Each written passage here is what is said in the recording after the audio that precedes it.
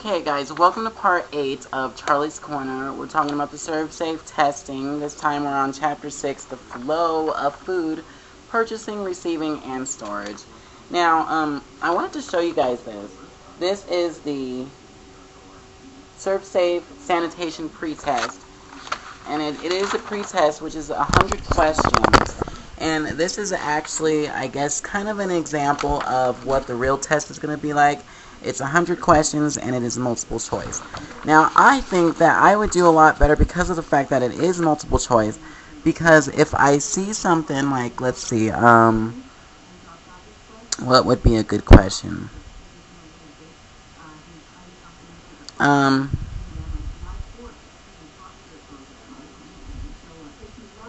See, if I just, let's see, okay. Let's try this one. Good personal hygiene consists of A, maintaining personal cleanliness, B, wearing proper work attire, C, following hygienic hand practices, D, all of the above.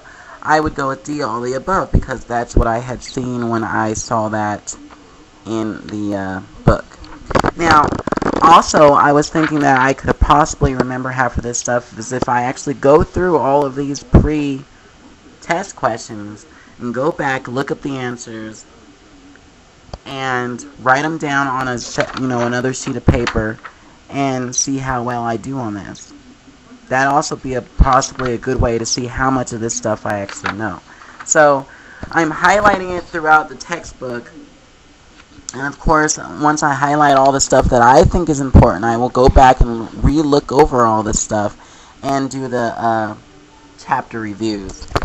See how much I got out of that. And I'm really trying to learn. Never really been good at studying, but we'll see what happens. So, oh my god. I don't know where I put my marker at. Oh. So, basically, on part 7, we were talking about receiving and inspecting food, packaging, product quality, eggs, milk and dairy products, shellfish, the temperatures that you can receive cold, hot, and frozen food. We learned about that stuff, so definitely I will be going back to review all that a little bit later on. So produce, sliced melons, cut tomatoes, and fresh cut leafy greens must be received at 41 degrees Fahrenheit or lower. Prepackaged juice must be purchased from a supplier with a hazard analysis critical control point, or HACC plan. You will learn about that in the further chapter. The juice must be treated to prevent, eliminate, or reduce pathogens. And remember what pathogens are. If we go all the way back to basically chapter 1, I think we learned what the pathogens are. And basically pathogens are the diseases that get you sick, and that's viruses, bacteria, parasites, and fungi. And remember, we were talking about what those meant. First served raw or partially cooked. The supplier must freeze fish that will be served raw or partially cooked, such as sushi grade fish, for a specific period of time to kill any parasites that might be in the fish. The supplier should freeze fish to one of the following temperatures prior to shipment. -4 degrees Fahrenheit or lower for at least 7 days in a freezer. That's 168 hours. -31 degrees Fahrenheit or lower until frozen solid and then stored at -31 degrees Fahrenheit for at least 15 hours. -31 degrees Fahrenheit or lower until frozen solid and then stored at -4 degrees Fahrenheit or lower for at least 24 hours.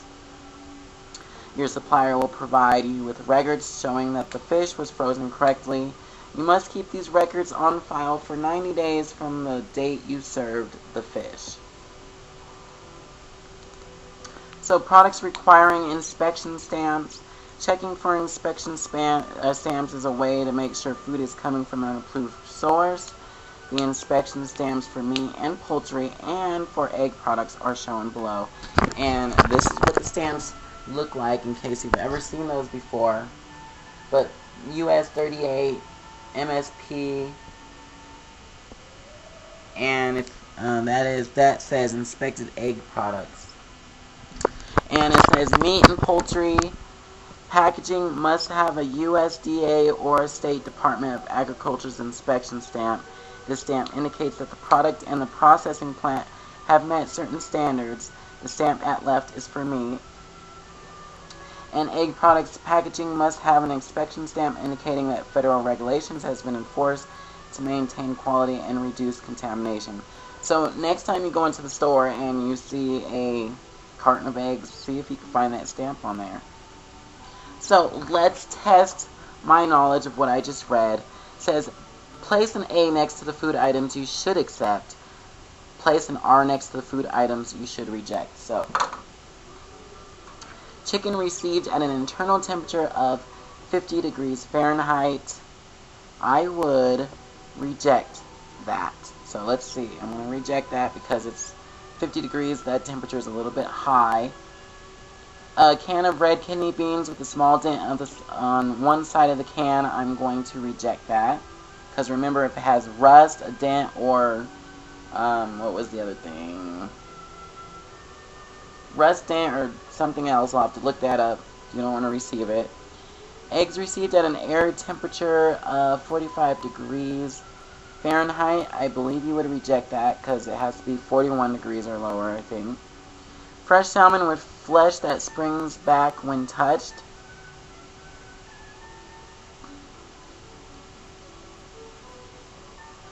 I think that's a rejection too. Bag of flour that is dry but has a watermark on it. That one I think you're supposed to reject. Live oysters without shell stock identification tags.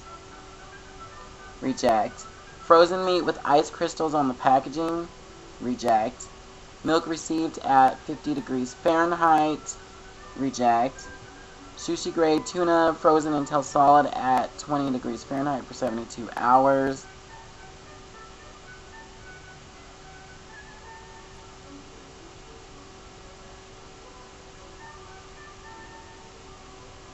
I think we can accept that. Vacuum packaged bacon with the seal broken but no obvious. Reject. So I pretty much put reject except for one on all of them. Let's see how wrong I was. So page 618 for the answers.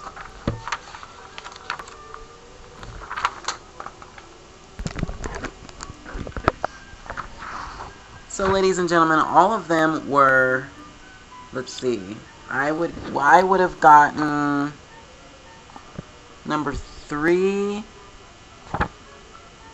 4, and 9 wrong. I would have got 3, 4, and 9 wrong. So I pretty much got all those correct except for 3, 4, and 9. So I guess eggs received at an air temperature of 45 degrees Fahrenheit, you couldn't accept those. Fresh salmon with flesh that springs back when touched, yeah, I guess that's a good thing. And sushi grade tuna frozen until solid 25 degrees or 20 degrees Fahrenheit for 72 hours, you should reject. So I didn't do too bad on that part, so I'll definitely have to once again go back and check out all that stuff. Sorry, cameras all over the place. So the next section talks about storing. Following good storage guidelines for food and non-food items will help keep these items safe and preserve their quality. In general, you must take steps to keep your storage areas in good condition and rotate your stock. More specifically, you also must follow some guidelines for storing refrigerated, frozen, and dry food. Labeling. Label all TCS, ready-to-eat food prepped in-house that you have held for longer than 24 hours. The label, as shown in the left photo, must include the name of the food and the date by which it should be sold, eaten, or thrown out.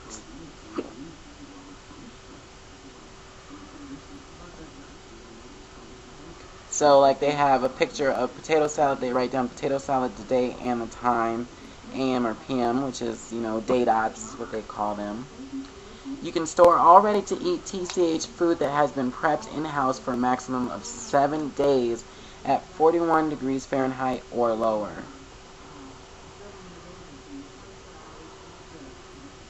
After 7 days, you must throw it out to prevent bacteria such as Listeria CTGs from growing to unsafe levels. Now I'm going to go back real quick and look up that last letter in that word because I'm like, what? I know it's temperature control for safety. Temperature control for safety, so that's what that is. Label food prepped in-house that has been made with previously cooked and stored food with the discard date of the previously cooked item. For example, if you use previously cooked ground beef to make meat sauce, you must label the meat sauce with the discard date of the ground beef.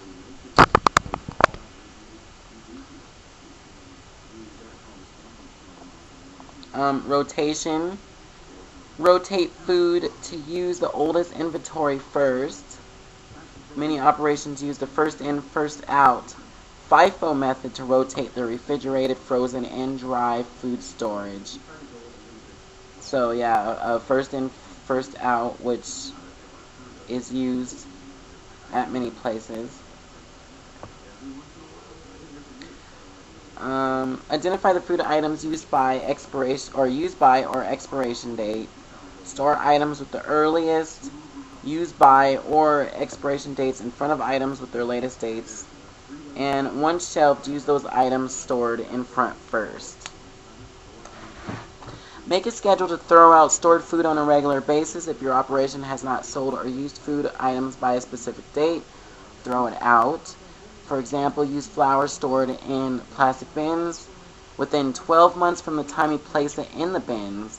After 12 months, throw out the remaining flour and clean and sanitize the bins, then refill the bins with new flour. And that's something, of course, that you can do at home as well to make sure you don't get sick or anything like that. It's just very important information to use if you're at work or if you're at home. You know, you can do that as well. Throw away food that has passed its manufacturer's use by or expiration date.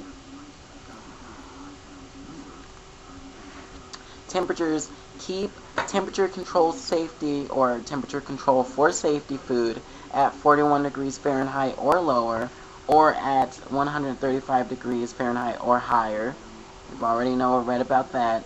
Check the temperature of stored food in storage areas at the beginning of your shift. Many operations use a pre-shift checklist to guide staff through this process. Product placement. Stored food in containers intended for food. The containers should be durable, leak-proof, and able to be sealed or covered. Never use empty food containers to store chemicals. Never put food in empty chemical containers. That's just common sense right there. Store foods, linens, and single-use items in designated storage areas. Store food, linens, and single-use items away from walls and at least 6 inches off the floor. Cleaning, you want to make sure you keep your area clean and dry. Clean floors, walls, and shelving in coolers, freezings, dry storage areas, and heated holding shelves on a regular basis. Clean dollies, collars, transporters, and trays often. Store food containers in clean and sanitized areas. So that's pretty much common sense right there, is the cleaning area.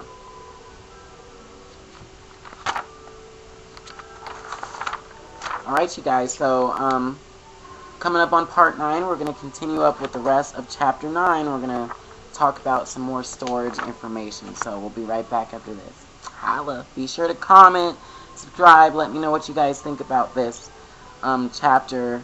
Tell me if there's something you think I could do better to study a little bit easier. So we'll be right back after this.